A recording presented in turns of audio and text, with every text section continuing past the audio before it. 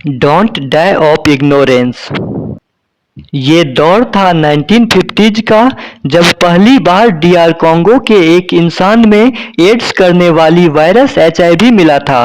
वक्त और हालातों से आगे निकलने की कोशिश करने वाली ये दुनिया आने वाली महाप्रलय से बेखबर उद्योग और विज्ञापनों में लगी थी। अगले ही दशक में यूनाइटेड स्टेट ऑफ अमेरिका के कुछ गे मैन में ये वायरस पाई गई। तात्कालिक परिस्थिति के अनुसार इस बीमारी का नाम ग्रिड कर दिया गया। ग्रिड यानी gay related immunodeficiency disease. LIC और स्टॉक मार्केट की तरह ही एचआईवी वायरस तेजी से लोगों में फैलने लगा। सभी तरह के लोग, पुरुष हो या महिला, बच्चे हो या बड़े, इससे प्रभावित होने लगे। अगले कुछ ही दिनों में ये महामारी का रूप ले चुका था।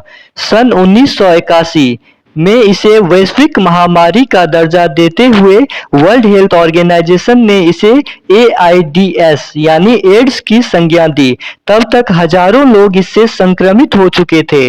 अगले 20 सालों में यानी सन 2001 तक में इस महामारी से 250 लाख से भी ज्यादा लोग मर चुके थे। इंसानी जिंदगी को तबाह कर देने वाली ये वायरस दरअसल सैमन यानी चिंपैंजी में निष्क्रिय रूप से पाई जाती है। कई वैज्ञानिक मानते हैं कि 1950s के दौर में जंगली पशुओं का मांस खाने वाले इंसानों के जरिए ये वायरस मानवीय शरीर में आया। मानवीय शरीर में आने से लेके इसके लक्षण दिखने तक में कुछ महीनों से कई वर्ष लग सकते हैं, और यही कारण है कि जब तक लोगों को मालूम चलता है कि वो संक्रमित है, तब तक वो कई अन्य लोगों को संक्रमित कर देता है। तो आइए जानते हैं एड्स की पूरी जानकारी मिहिर कुमार के साथ। हेलो फ्रेंड्स, कैसे हैं आप सब। मैं मिहिर कुमार एक बार फिर आप सबका स्वागत करता हूं अपने इस बेहतरीन सा चैनल मिहिर केयर्स पे। तो आइए चलते हैं। आज हमारा जो टॉपिक होगा वो है एड्स। एड्स यानी acquired immuno deficiency syndrome. Acquired immuno deficiency syndrome, इसका मतलब क्या हुआ? इसका मतलब है एक्वायर्ड इम्यूनिटी की कमी से होने वाली वो सारी सिम्टम्स जिन्हें एक साथ सिंड्रोम कहते हैं। तो एक्वायर्ड इम्यूनिटी की कमी से होने वाली सारी सिम्टम्स को एक साथ हम लोग एड्स कहते हैं, यानी एक्वायर्ड इम्यूनो डेफिशिएंसी सिंड्रोम। अब बेसिकली होता क्या है कि हमें मालूम नहीं होता है ये एक्वायर्ड इम्यूनिटी क्या है। तो हम बात करेंगे अभी एक्वायर्ड इम्यूनिटी पे। आखिर क्या है एक्वायर्ड इम्यूनिटी? देखिए, जब बच्चा का बर्थ होता है, जन्म होता है, उसी समय से कुछ इम्यूनिटी हमारे बॉडी में प्रेजेंट होती है, और कुछ इम्यूनिटी मदर के मिल्क के जरिए हमारे बॉडी में एड होता जाता है, हमारे बॉडी में मिलता जाता है। इसे इनबॉर्न इम्यूनिटी कहते हैं, जो बर्थ के समय से ही हमारे बॉडी में होता है। इसके अतिरिक्त कुछ इम्यूनिटी जो आजीवन हम एक्वायर करते हैं उसे एक्वायर्ड इम्यूनिटी कहते हैं। आजीवन एक्वायर करते हैं का क्या मतलब? इसका मतलब मान लीजिए कोई बैक्टीरिया जैसे माइकोबैक्टीरियम, जिससे टीबी होता है, ट्यूबरक्लोसिस, माइकोबैक्टीरियम हमारे बॉडी में आया, तो हमारे बॉडी का जो इम्यून सिस्टम है वो उसे मारने की कोशिश करेगा। कैसे करेगा? पहले तो इनबॉर्न इम्यूनिटी से करेगा, कोशिश करेगा कि इनबॉर्न जो उसके पास पहले से मिला है उसे उस इम्यूनिटी से उस बैक्टीरिया को मारे, और अगर ना मार सके तो क्या करेगा? तो ये एक्वायर्ड इम्यूनिटी बनाएगा, मतलब कुछ नए इम्यूनिटी बनाएंगे, नए केमिकल्स बनाएंगे जिसे एंटीबॉडी कहते हैं, और इस नए केमिकल के जरिए कोशिश करेगा उसे मारने का। तो ये है एक्वायर्ड इम्यूनिटी। तो अब हम बात करते हैं एड्स होता क्यों है, कौन से ऐसे वायरस है जिस वजह से एड्स होता है।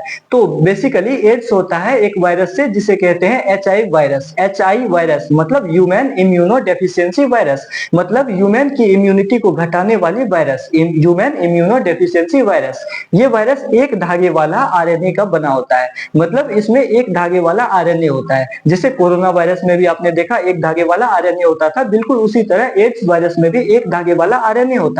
साथ ही इसमें प्रोटीन की कवरिंग होती है। इस तरह प्रोटीन कवर क्या होता है, वो आरएनए को प्रोटीन इस तरह कवर क्या होता है, और इसी कवर के वजह से इसे कहते हैं एनवेलप वायरस, क्योंकि एनवेलप मतलब एक लिफाफा की तरह से कवर किया रहता है, इसीलिए इसे एनवेलप वायरस कहते हैं।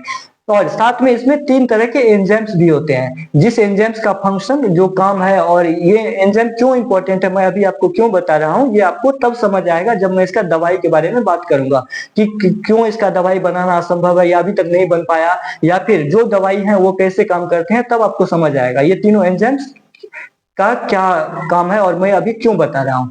तो देखिए, सबसे पहला एंजाइम होता है प्रोटीज एंजाइम, और दूसरा एंजाइम होता है रिवर्स ट्रांसक्रिप्टेज एंजाइम, और तीसरा एंजाइम होता है इंटीग्रेज एंजाइम। तो ये तीनों एंजाइम्स भी होते हैं वायरस में, मतलब एक धागे वाला आरएनए होगा और साथ में 3 एंजाइम्स होंगे और बाहर में प्रोटीन का कोट होगा, कवर होगा, जिस वजह से इसे एनवेलप वायरस कहते हैं। तो ये एंजाइम्स के काम क्या है? तो सबसे पहले देखिए, कोई भी ऐसा सेल जिसको एचआईवी इन्फेक्ट करेगा, मतलब एचआईवी वायरस जिस सेल को इन्फेक्ट करेगा, जाके जिस सेल से जुड़ेगा, तो इसमें क्या होना चाहिए इसकी खास बात, मतलब ये सारे एंजाइम्स का क्या काम है और उस सेल में क्या खास बात होनी चाहिए जिससे ये जुड़ेगा, जिससे एचआईवी वायरस जुड़ेगा। तो जिस सेल में ये जुड़ेगा उसमें CD4 रेसिप्टर्स होना चाहिए। CD4 रेसिप्टर्स होगा जिस सेल में, उसी में एचआईवी इन्फेक्ट कर सकता है, जुड़ सकता है उससे। और ये एंजाइम्स क्या मदद करते हैं? तो सबसे पहले देखिए, प्रोटीज एंजाइम, जैसे मान लीजिए कोई एक सेल, हमारे ह्यूमन बॉडी में कौन से ऐसे सेल हैं जिसमें CD4 रेसिप्टर्स होते हैं? 2 तरह के सेल होते हैं, एक तो मैक्रोफेज होता है और दूसरा होता है helper T cell. Helper T cell और मैक्रोफेज, यही 2 तरह के सेल ऐसे होते हैं जिसमें CD4 रेसिप्टर्स होता है, जिससे एचआईवी जुड़ सकता है, मतलब जिसे एचआईवी इन्फेक्ट कर सकता है। तो अब हम बात करते हैं कि एचआईवी जो इन्फेक्ट करेगा उस सेल को, तो कैसे करेगा। तो सबसे पहले देखिए, ये इसके पास 3 एंजाइम्स होते हैं। पहला एंजाइम प्रोटीज एंजाइम की मदद से ये उस सेल से जुड़ेगा और उस सेल में जाके छेद करेगा, यानी मान लीजिए मैक्रोफेज से जाके जुड़ा तो मैक्रोफेज में ये छेद करेगा और छेद करके अपना जो इसका एक धागे वाला आरएनए था और बचा हुआ 2 एंजाइम था, दोनों को उस सेल के अंदर डाल देगा। और उस सेल के अंदर जाने के बाद इसका जो दूसरा एंजाइम है reverse transcriptase enzyme, reverse transcriptase enzyme इसके जो आरएनए था, एक धागे वाला आरएनए था, उसको एक धागे वाला डीएनए में बदल देगा। और तीसरा एंजाइम जो है इंटीग्रेज एंजाइम, इसके जो ये डीएनए बन चुका है अभी, इस डीएनए को उस मैक्रोफेज के अपने डीएनए से जाके जोड़ देगा। और एक बार अगर ये डीएनए जुड़ गया, ये वायरस का डीएनए अगर हमारे सेल के, हमारे मैक्रोफेज के डीएनए से जुड़ गया, तो अब हमारा मैक्रोफेज इसी के अनुसार चलेगा। ये वायरस जो चाहेगा वो मैक्रोफेज को वो करना होगा। तो ये वायरस चाहता क्या है? ये वायरस चाहता है अपना नंबर बढ़ाना, मतलब 1 से 2 वायरस बनेगा उस सेल के अंदर में जाकर के, 1 से 2 वायरस बनेगा, 2 से 3, 4, 5, ऐसे 10, 20, 100, 1000, इस तरह नए नए वायरस बनते जाएंगे। और जब एक बार ये वायरस बनना शुरू हो गया तो ये मैक्रोफेज को फिर कभी नहीं मारेगा, क्योंकि मैक्रोफेज तो इसका फैक्ट्री बन चुका है, जहां पे इसका नंबर जब चाहे तब ये जितना नंबर चाहे उतना बढ़ा सकता है, तो मैक्रोफेज को नहीं मारेगा। तो ये करेगा क्या? तो ये वायरस वहां से बाहर निकलेगा, मतलब नए जो वायरस बने थे, नए वायरस मैक्रोफेज से बाहर निकलेगा और हमारे बॉडी में घूमेगा और घूम करके हेल्पर टी सेल को ढूंढेगा। क्योंकि अभी अभी मैंने बताया कि 2 तरह के ऐसे सेल्स होते हैं हमारे बॉडी में जिसमें CD4 रेसिप्टर्स होते हैं, जिसे एचआईवी वायरस इन्फेक्ट कर सकता है। पहला सेल तो मैक्रोफेज हो गया, दूसरा सेल हेल्पर टी सेल। तो अब ये हेल्पर टी सेल में जाएगा, उससे जुड़ेगा और उसमें अपना नंबर बढ़ाएगा और उसे खत्म कर देगा। मतलब मैक्रोफेज को नहीं मार रहा था, लेकिन हेल्पर सेल में जाएगा, अपना नंबर बढ़ाएगा और उसे खत्म कर देगा।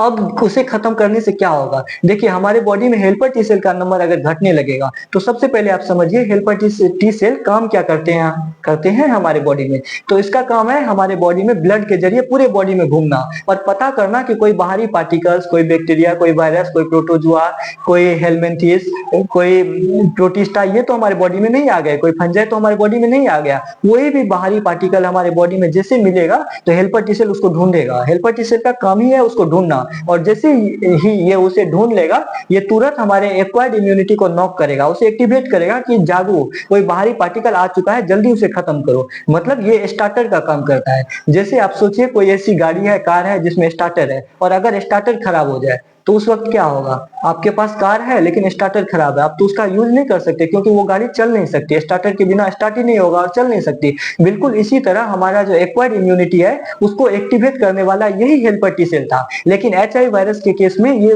हेल्पर टी सेल का नंबर तो बहुत घटने लगता है, तो जिस वजह से वो एक्टिवेट ही नहीं हो पाएगा। मतलब हमारा इम्यूनिटी जो है, एक्वायर्ड इम्यूनिटी एक्टिवेट नहीं हो पाएगा, और एक्वायर्ड इम्यूनिटी एक्टिवेट नहीं हो पाया मतलब ये वायरस नहीं हो पाया, मतलब कोई भी बाहरी पार्टिकल, कोई भी बैक्टीरिया, वायरस हमें आके बीमार कर देगा और हमारा इम्यूनिटी मुंह देखते रह जाएगा, कुछ कर नहीं पाएगा। तो ये केस है। एड्स में बस इतना ही होता है, एड्स जो करता है एचआईवी वायरस, वो बस इम्यूनिटी को कमजोर कर देता है, और इम्यूनिटी एक बार कमजोर हो गया तो बाकी जो मुंह खोल के बैठे हुए पैथोजन होते हैं, बैक्टीरिया होते हैं, हवा के जरिए, पानी के जरिए, खाना के जरिए हमारे बॉडी में आते हैं, वो तो हमें अब बीमार करेंगे। अब तक हमें बीमार नहीं कर पा रहे थे। क्यों नहीं कर पा रहे थे? क्योंकि हमारा इम्यून सिस्टम उसे खत्म कर रहा था। लेकिन अब इम्यून सिस्टम का एक्टिवेटर ही खत्म हो चुका है। है। और जैसे कोई थाना में देखो आप बहुत सारी गाड़ियां रखी रहती है और क्या होता है जब वो स्टार्ट नहीं होता है, चलती नहीं है तो रखे रखे खत्म हो जाता है। बिल्कुल उसी तरह हमारा जब इम्यून सिस्टम का एक्टिवेटर खत्म हो जाता है तो इम्यून सिस्टम भी रखे रखे बॉडी में खत्म होने लगता है और हमें इम्यूनिटी की कमी हो जाती है और इसे ही कहते हैं एक्वायर्ड इम्यूनो डेफिशिएंसी डिजीज या सिंड्रोम, जो एड्स शुरुआत में मैंने बताया।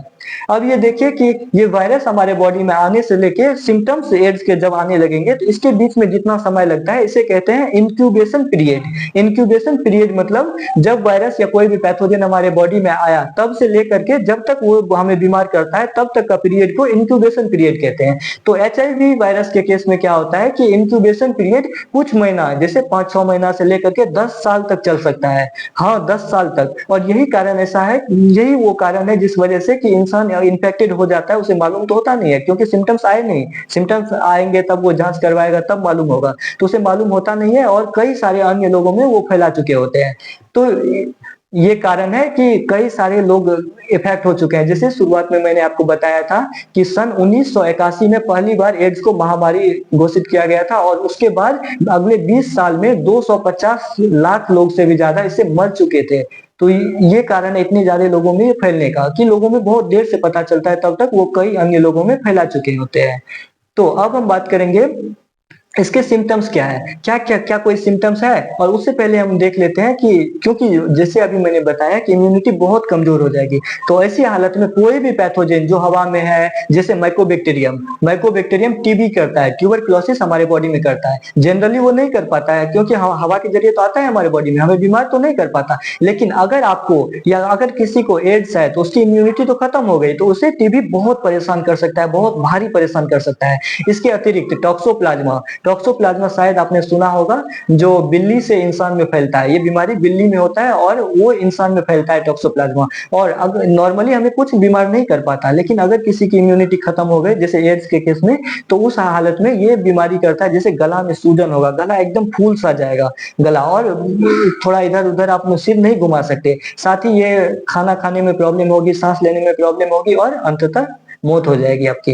तो ये टॉक्सोप्लाज्मा करता है। इसके अतिरिक्त निमोनिया करने वाला जो बैक्टीरिया होता है, स्ट्रेप्टोकोकस निमोनिया और हेमोफिलस इन्फ्लुएंजा, ये दोनों निमोनिया करता है, दोनों बैक्टीरिया। जनरली हमें निमोनिया नहीं कर पाता, लेकिन क्योंकि इम्यून सिस्टम एक्टिवेट होता है इसे खत्म कर देता है। लेकिन इम्यून सिस्टम अब तो एक्टिवेट हो नहीं रहा एड्स के केस में, तो ये निमोनिया भी कर सकता है। और इसके अतिरिक्त एक बीमारी है जिसे कहते हैं सोरेसिस। सोरेसिस एक ऑटो इम्यून डिजॉर्डर है जिसमें स्किन आपका बिल्कुल रफ हो जाएगा, बर्बाद हो जाएगा, लगेगा हर जगह से पानी निकल रहा है, घाव सा पूरे स्किन में होने लगेगा। इसे सोरेसिस कहते हैं। तो सोरेसिस जनरली नहीं होता है या कम होता है लोगों को, लेकिन अगर इम्यूनिटी कमजोर हो गई तो सोरेसिस का चांस बढ़ जाता है। तो ये सारे ऐसे कंडीशंस हैं, ऐसे बीमारियां हैं जो मौका का फायदा उठाते हैं। जब आपकी इम्यूनिटी कमजोर हो गई तब आपको बीमार करते हैं। तो ये मौका का फायदा उठाने वाले बीमारियों को कहते हैं अपॉर्चुनिस्टिक पैथोजेन, मतलब वो पैथोजेन जो मौका का फायदा उठा के आपको बीमार करते हैं।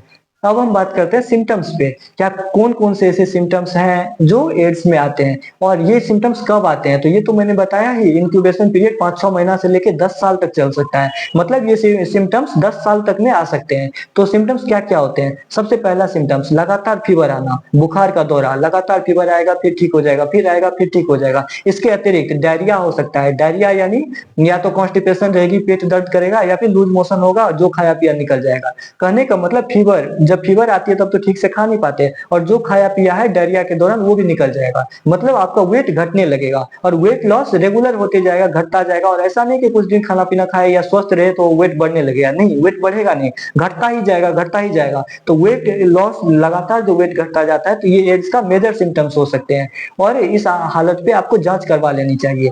तो क्या कौन कौन सा जांच हमारे पास उपलब्ध है, इस पे अब हम बात करते हैं। तो देखिए, जब हमें सिम्टम्स आता है तब हम डॉक्टर के पास जाते हैं और कुछ बताते हैं डॉक्टर को, और तब जांच करवाते हैं और पता चलता है हमें ये टाइफाइड है या मलेरिया, जो भी बीमारी है, तब पता चलता है। लेकिन कुछ ऐसे भी जांच है जो एड्स आप में कभी हो सकते हैं और वो वायरस आप में आ चुका है। मान लीजिए आप में वायरस आ चुका है, आप में 5 साल बाद एड्स होने वाला है, मतलब सिम्टम्स आने वाले हैं, तो आज ही आप पता कर सकते हो, 5 साल पहले आप पता कर सकते हो कि आप में आगे चल के एड्स हो सकता है। हाँ, ये संभव है। और कुछ ऐसे टेस्ट हैं जैसे एलाइसा, एलाइसा यानी एंजाइम लिंक्ड इम्यूनोसॉर्बेंट एसे। एलाइसा टेस्ट बहुत कॉमन है, ये एलाइसा टेस्ट बहुत कॉमन है। कोई भी बढ़िया मेडिकल कॉलेज जाओ या हॉस्पिटल जाइए तो आपको वहाँ मिलेगा, वहाँ पे आप जांच करवा सकते हो। और जनरली हर इंसान को एक न एक बार एलाइसा टेस्ट करवाना चाहिए। लेकिन इसका एक ड्रॉबैक ये है कि ये कंफर्मेटरी टेस्ट नहीं है। ये आपको बताएगा कि आप में एड्स हो सकते हैं, ज्यादा चांस है। और ये कंफर्मेटरी टेस्ट नहीं है। अगर एलाइसा पॉजिटिव आ भी गया तो भी चिंता करने की बहुत बात नहीं है। आप कंफर्मेटरी टेस्ट कराओ, मतलब ऐसा टेस्ट कराओ जो कंफर्म कर दे कि आप में एड्स है ही। वो टेस्ट को बोलते हैं वेस्टर्न ब्लॉटिंग। वेस्टर्न ब्लॉटिंग एक कंफर्मेटरी टेस्ट है। अगर वो पॉजिटिव आ गया तो आप में एड्स है, लेकिन चूंकि वो बहुत खर्चीलू है तो डायरेक्ट उसे नहीं करते हैं, पहले एलाइसा से चेक कर लेते हैं। एलाइसा के अलावा भी कोई टेस्ट है जो पहले बता दे कि हम आगे चल के बीमार होने वाले हैं, तो है पीसीआर। पीसीआर का नाम आपने तो भर भर के सुना होगा, दिन रात कोरोना के समय में न्यूज पे चलते रहता था, आरटीपीसीआर आरटीपीसीआर। तो यही है पीसीआर, उससे भी अर्ली डिटेक्शन कर सकते हैं। तो ये सारे टेस्ट हो गए।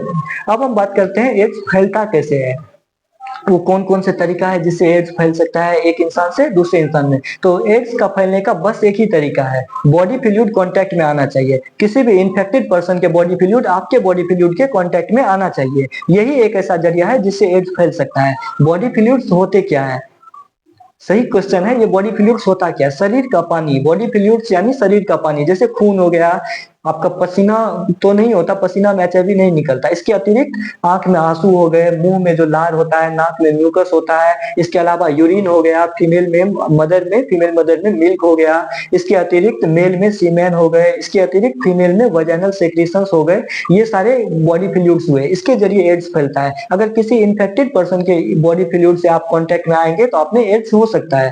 तो अब हम बात करेंगे कुछ ऐसे सस्पेक्टेड लोग जिन्हें रेगुलर चेकअप करवाते रहना चाहिए, और मतलब जिनमें एड्स फैलने का ज्यादा चांस होता है। तो ऐसे लोग जो भेन के अंदर में ड्रग्स लेते हैं, इंट्रावेनस ड्रग्स एब्यूजर उन्हें कहते हैं, जो भेन के अंदर में ड्रग्स लेते हैं। जनरली ड्रग्स बहुत महंगा आता है, तो ऐसे लोग शहर में भीख मांगते हैं सड़क पे, या चोरी करते हैं, रेलवे में चोरी करते हैं, और शाम में सब जमा होंगे और अपने पैसा जमा करेंगे और ड्रग्स मंगाएंगे और एक ही इंजेक्शन से सब ड्रग्स ले लेते हैं। तो चूंकि ब्लड में अगर एक इन्फेक्टेड है तो उसके ब्लड में है एचआईवी, और जैसे ही वो इंजेक्शन से अपने भेन में इंजेक्ट करेगा तो वो ड्रग्स को, और दूसरे को इंजेक्शन देगा ड्रग्स भर के, दूसरा इंजेक्ट करेगा तो दूसरे को भी हो जाएगा। तो इस तरह एड्स फैल सकता है। इसके अतिरिक्त ऐसे लोग जो मल्टीपल सेक्सुअल पार्टनर्स के साथ रिलेशन में रहते हैं, या फिर अननोन पार्टनर्स के साथ रिलेशन में, सेक्सुअल रिलेशन में रहते हैं, तो उनमें एड्स फैलने का बहुत ज्यादा प्रोबेबिलिटी होता है।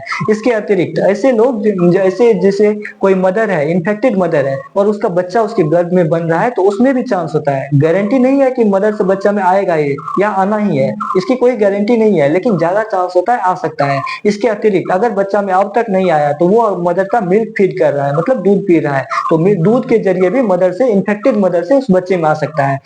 इसके अतिरिक्त एक मैं आपको बताता हूँ, आप सुन के चौंक जाओगे, आश्चर्य लगेगा आपको कि इतनी भारी ये परेशानी कर सकती है आपको। और ये हैबिट आप में भी है, हम में भी है। जैसे हम लोग बार्बर के यहाँ जाते हैं बाल कटाने, नाई के यहाँ जाते हैं, तो वहां जब वो रेजर से बाल काटता है, अगर वो इन्फेक्टेड इंसान का रेजर से बाल काटा और उस रेजर को बिना सैनिटाइज किए, बिना साफ किए, सैनिटाइजर से साफ किए, अगर वो किसी हेल्दी इंसान को काटा बाल, तो उससे भी एड्स फैल सकता है। मतलब आश्चर्य तो लगा होगा सुन के आपको कि आज तक आपने ध्यान नहीं दिया। हाँ, ये आपको आपकी जान तक ले सकती है। इतना इतना मतलब एड्स जैसी बीमारी आपको कर सकता है आपकी छोटी सी लापरवाही। तो आप जब भी बार्बर के यहाँ जाएंगे बाल कटवाने, तो आप ये ध्यान रखिएगा कि वो उसे सैनिटाइज करता है कि नहीं, और उसे भी समझाइए कि सैनिटाइज करना है। और ये बहुत लीगल है कि उसे करना ही है। अगर नहीं करता, वो नहीं मानता है आपकी बात, तो आप पुलिस कंप्लेन कर सकते हो, इंस्टेंटली उस पर कार्रवाई शुरू होगी और उसे ऐसा करना होगा।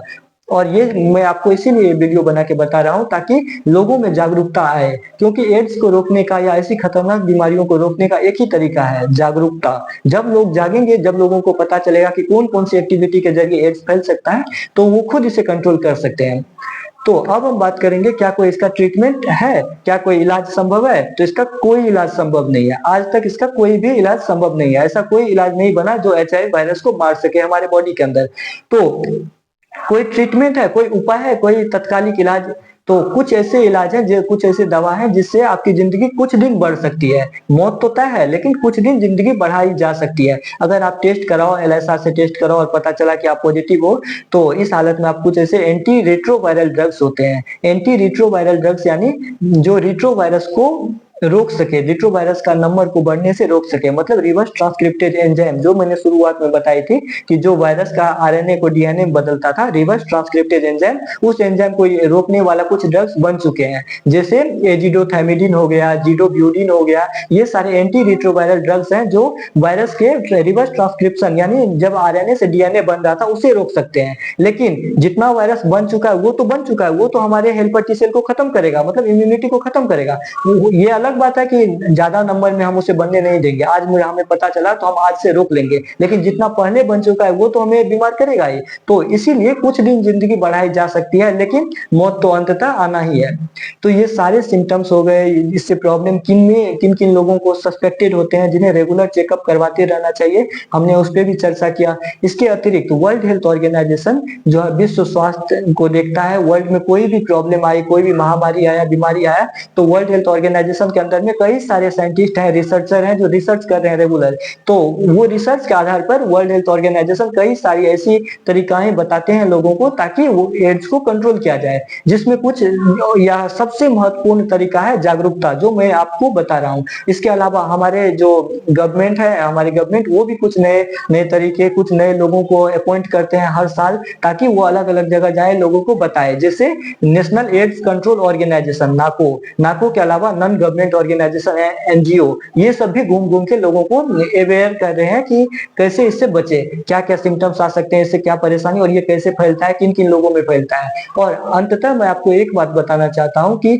आप एड्स पेशेंट को बस छुए तो आपको एड्स नहीं होगा, मतलब बस टच करने से एड्स नहीं होगा, नॉर्मल किसिंग करने से भी एड्स नहीं होगा। जब तक बॉडी फ्लूइड कांटेक्ट में नहीं आएगा तब तक एड्स नहीं फैलेगा। इसीलिए हमें ध्यान रखना है कि हमें इस रोग से लड़ना है, इस बीमारी से लड़ना है, ना कि बीमारों से लड़ना है। इस बात पे हमें ध्यान देना है। और जब जैसे मैंने अभी आपको बता रहा था कि वर्ल्ड हेल्थ ऑर्गेनाइजेशन ये क्या करती है, तो कुछ नियम बना दी। कोई भी प्राइवेट क्लिनिक हो या कोई गवर्नमेंट क्लिनिक हो, इंजेक्शन जो यूज करेगा वो डिस्पोजेबल होना चाहिए। डिस्पोजेबल मतलब एक बार यूज के फेंक दिए, वो इंजेक्शन दोबारा यूज नहीं होगा। मान लीजिए एक ही आदमी को दोबारा यूज करना है तो भी दूसरा इंजेक्शन का यूज करना, वही इंजेक्शन का यूज नहीं करना। इसके अतिरिक्त सारे मेडिकल शॉप में वो डिस्ट्रीब्यूट करवाते हैं कॉन्डम्स को फ्री में, ताकि एड्स के अतिरिक्त और भी सेक्सुअली रिलेटेड ट्रांसमिटेड डिजीज को रोका जा सके। इसके अतिरिक्त वर्ल्ड हेल्थ ऑर्गेनाइजेशन कई सारी ऐसी एजेंसियां बनाती हैं जो ये काम करती है कि जितने सिलेबस की किताब होते हैं, एनसीईआरटी जैसे किताब होती है, ऐसे किताबों में लिखवाती है, ये सारे प्रॉब्लम्स के बारे में बतलाती है, लिखवाती है, ताकि लोग, क्योंकि वो 4 5 10 आदमी का ऑर्गेनाइजेशन तो पूरे लोगों को नहीं एक साथ बता सकता है कि कैसे क्या क्या प्रॉब्लम्स आते हैं। तो किताब में लिखा रहेगा तो सारे लोग खुद से पढ़ के समझ सकते हैं। तो ये काम करवाती है ताकि इस महामारी को रोक सके।